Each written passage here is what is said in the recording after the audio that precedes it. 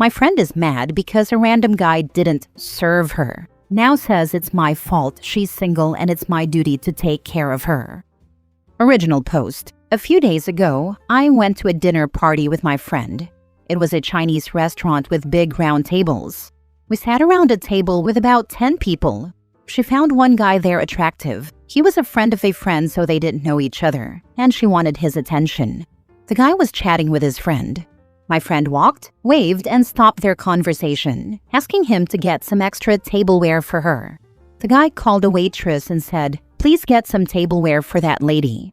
Then he told my friend, "I ordered the waitress to bring it for you." After that, he continued chatting with his friend. Then my friend started her endless complaints. She said the guy was ridiculously impolite. I asked her why. She said the guy was too rude for not serving her himself. He did not go to get the tableware for her, but instead stayed seated and ordered the waitress. She was also angry that the guy kept chatting with his friend, as if she wasn't important. My friend always thinks she's very beautiful, but clearly not every man finds her attractive. Now for the top comments before reading the updates. Did this guy even work there? No, the guy was also attending this party with his friend. My friend walked, waved, and stopped their conversation. This approach already sounds entitled. If someone were to do this to me, I would have done the same thing. Even queens have more manners and etiquette than this, so your friend is not an exception. Also, she assumed he was single and interested in women. Also, since this would be something you'd normally ask someone who actually worked at the restaurant to get. If she'd asked me this, I would have thought she thought I was the waitstaff. To me, I ordered the waitress to bring it. Makes me pretty sure he also thought she probably thought he was the waitstaff. By telling her the waitress would bring it, it's saying, "Hey, I don't work here. Ask the right people for that stuff and stop bothering me." The easiest way for a hot person to become ugly is acting like an entitled a-hole. Some people are into that and are drawn to it, but healthy people will avoid it. She made the mistake of thinking anyone owes her anything, and her personality was repellent. Now for the first update. A few days ago, I went to a dinner party with my friend, and she was angry because a guest did not serve her. Here is a little update. After the party, she wasn't just complaining about the guy. She was also unhappy that no one asked her out. No one asked for her number, and basically no guy approached her after the party. This morning, she messaged me some details about a dating event and asked me to join her next week. I refused because I'm not interested in a dating event, and I already have plans with my boyfriend that day. She was angry and blamed me for being so selfish and only enjoying time with my boyfriend and letting her stay single. I was too shocked to hear this. Does she think she's entitled to my time and weekends? I told her I was not joining the event. I also told her that if she really wanted a guy, she should just use dating apps or join events alone instead of bothering me. Then she said, "I want a guy, but I don't want to go to the event alone, as if I'm the only single woman. You have to join me, helping me get a boyfriend, otherwise I'm not going, and it will be your fault for letting me stay single." I didn't reply. I've known her for 2 to 3 years, but I think the longer she stays single, the more entitled she acts, and I suspect I may no longer want to be her friend if she continues this way. There's no wonder no guy wants her. She reeks of desperation and craziness. How is she going to be the only single woman at a dating event? It's not exactly somewhere women with partners frequently go. She needs to start liking herself and being comfortable with her own company, or the only men she will get are a-holes.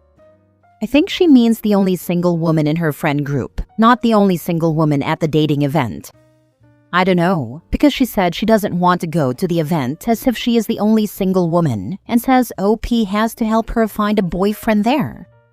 She thinks by attending the dating event, it's to admit that she is single and can't find a man, and she thinks it hurts her ego. So she wants someone to accompany her to boost her confidence. She wants you, a woman in a committed relationship, to accompany her to an event where the sole purpose is to find a date. That's such a wildly inappropriate request. I don't even know where to begin unpacking it. My wife had a friend like this about 15 years ago. When she had a fella, she loved me, and he and I were supposed to be best friends. When she was single, I sucked. I didn't give my wife enough. My wife deserved better, etc. Surprise, surprise, one day my wife just stopped hanging out. Last update. This is another update about my friend. Last time she tried to force me to join a dating event with her, and I refused. She blamed me for hurting her feelings. For the next 2 days, she kept sending me crying and angry emojis. I didn't feel good about how she tried to force me to go to a dating event, so I ignored her.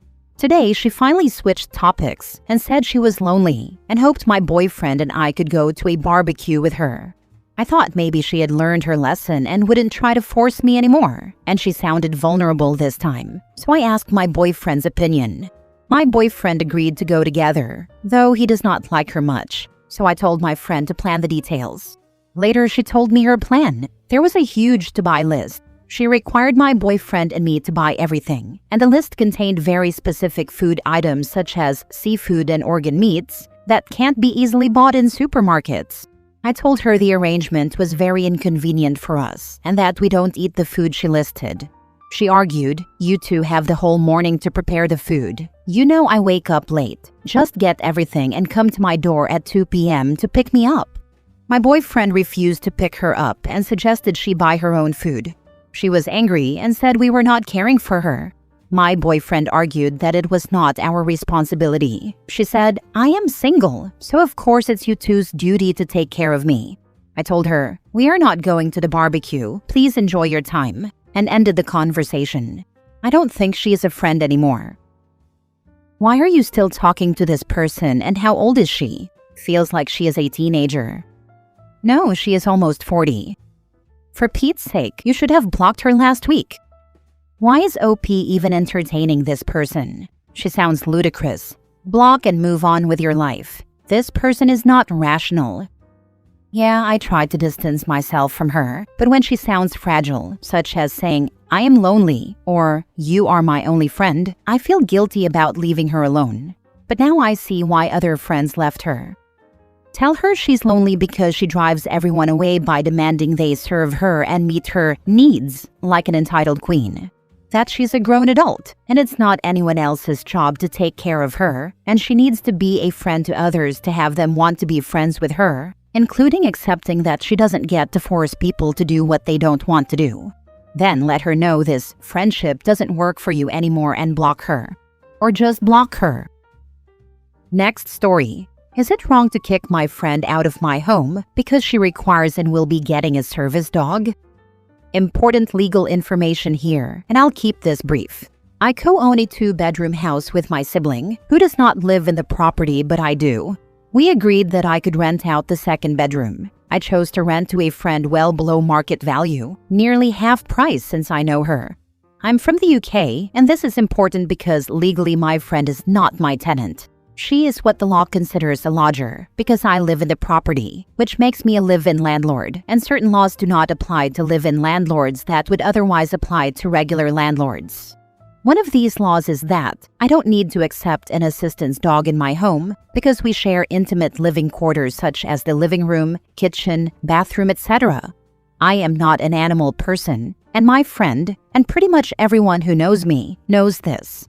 I have absolutely nothing against service animals and respect them greatly. I've always known about my friend's medical condition and never had an issue with it. She admitted that the need for a service dog was unexpected as her condition had worsened and neither of us saw this coming. My issue isn't a service dog itself because I know they are brilliantly trained. My issue is a service dog off duty, which it inevitably would be in my home and would behave more or less like a normal pet. Yes, service animals have moments when they are off duty and get to relax and behave like normal dogs. What I don't want is a dog off duty in my home, doing normal dog things like shedding, licking my couch, or attempting to interact with me. I want control over my own space, and I don't like chaos. So I have chosen to end our lodger agreement with appropriate notice. My friend is understandably upset, but this is the only option that keeps my home sane and does not force me to live with an animal I do not want. My sibling is neutral and has left the choice up to me. I'm just going to add, for anyone who's concerned, that my friend isn't going to be homeless. She will move in with her parents, which is less than ideal, but she will not be on the streets. And yes, I do accept the consequences that this could end our friendship. It wasn't an easy choice, and I still feel awful. So, am I in the wrong here? Edit. Since I've seen some comments asking, appropriate notice in my case means that, legally, I must provide 28 days, and I have given double that, so she isn't moving out during Christmas. Also, people seem to be confused about the legalities and assume this is illegal, and it's not. Lodger rights and tenant rights are different in the UK. This isn't a legal issue, it's simply a moral one, and I appreciate both sides of the argument. Doing normal things like shedding. This made me chuckle, like they start and stop shedding if they're on or off duty limau. But no, I wouldn't say you're wrong. I feel for your friend that she has a reason to need a service dog, but that doesn't mean you have to live with one. Okay, yeah, you got me there, lol. That actually strengthens my reasons, since there would never be an off switch for pet dander. I'd want professional cleaning regularly, which I know my friend can't afford. This, you'd let your friend stay if they could foot a professional cleaning bill. There is an option. Unfortunately, the friend in question is not in the financial position to accommodate it. Unfortunate, but it happens. No, I say this as a person who loves dogs and wishes I could bring mine with me pretty much everywhere. It's your house. You should feel comfortable in your own home. Surely if this friend had a dog prior to moving in with you, you would have said no from the get-go. What if you have a serious allergy? You deserve to feel comfortable and safe in your home. I wanted to clarify a few points. 1. Service dogs don't have an off-duty schedule. Their owners need them 24/7. They don't understand the concept of 5 p.m. relaxation time. 2. All qualified service dogs are highly trained, and obedience is their top priority. They come from well-behaved breeds. By the time they graduate as service dogs, they've long outgrown the puppy stage. They won't suddenly become overly energetic after work. It's perfectly fine to not want a dog at all. However, it seems you believe an off-duty service dog would become a drunk sailor, which is incorrect. Maybe, but I want 0 interactions, and I don't want any pet dander. My boundaries are extremely rigid, and honestly, I don't think it's fair to any dog to live in a house where it's treated like it's not accepted. Last story. Am I wrong for telling my boyfriend not to treat me like his secretary? This morning, as my boyfriend was getting ready to leave for work, he asked me a succession of questions. Do you have a USB-C cable I can borrow? What am I cooking tonight? Do we have beef? Is it going to rain today? He was in a rush and I was having breakfast at the table, from where I can reach the under-counter fridge. After the "do we have beef" question, I just shrugged like I didn't know and opened the fridge so he could see inside. He went, "Okay, cool," from across the table, and then asked me about the weather. I said, "I don't know, I'm not your Siri." He went, "I'm just asking you a question." And I went, "You've asked me lots of questions." And then something like, "People ask their mom or their secretary things like this." He got annoyed and said I was being weird, then left saying, "You're just angry because I asked you to turn off the light in the bedroom." We disagree over what counts as wasteful use of electricity. I don't think having one small lamp in the other room lit so I can see where I'm going when I walk in there in 20 minutes is wasteful. He does. This was all sort of joking, but I could tell he was annoyed. For context, we've been together over 6 years, we moved in together 9 months ago, and we've spoken many times before about gender roles, division of labor, and partner expectations, including in couples therapy. I know he has good intentions, and that he was in a rush. I could have answered his questions, and told him later to please check these things for himself and not leave the mental load up to me. On the other hand, these are the moments where I feel it's most productive to call out the dynamics I want to avoid. Am I wrong for being snarky and telling him in the moment? Nah, the issue isn't that he is asking you questions. It's that by asking you questions, he is making you responsible for the answers. All the things he asked, he could find out or take ownership of himself. For what it's worth, my partner used to do this to me, and we've had a few conversations about how it makes me feel responsible for everything, and yes, carrying the mental load. It's still a work in progress, but I remind him he is a smart guy and can figure it out. Thanks for weighing in. I suppose it's a similar work-in-progress situation for us, but I got a bit impatient with it this morning. From the comments, it would seem that doesn't happen to anyone else. Yes, this is annoying. My husband used to do the same, including how do I cook the chicken and what temp do I need to wash this shirt at, And my answer was always, I don't know, you're holding it. What does the label say? Calling it out is one thing, but it's going to cause friction. You need to make it harder to ask you the questions than to look it up himself. If he's genuinely in a rush, reminding him to bring a rain jacket is helpful, but it is dead lazy to assume another person will do your logistics planning for you. Women tend to be very good at organizing and planning, and while we all like to be helpful to loved ones, it can get to be too much when it's just expected. All the women who have experienced this know you're not wrong. He's not making small talk. He's asking you questions he could easily answer himself and shifting the mental load to you. This issue was magnified for my husband and me after our first child. I would already have my own set of 100 questions running through my brain. Did my son eat enough? Does he have clean bottles? When will he nap today? Do I need to change his diaper soon? Where did I put XYZ, etc.? If my husband said something like, do I need a jacket? Is it cold outside? It was enough to make me flip.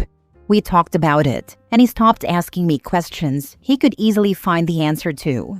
You are smart to call this out now. Maybe your tone was poor, but overall not wrong. Thanks for sharing. I often think about how having kids would affect our relationship dynamic. I'm glad you could talk it out and your husband was receptive to it. Yep, this is the dynamic I have with my partner. 17 years. I've had enough of being the project manager for both our lives.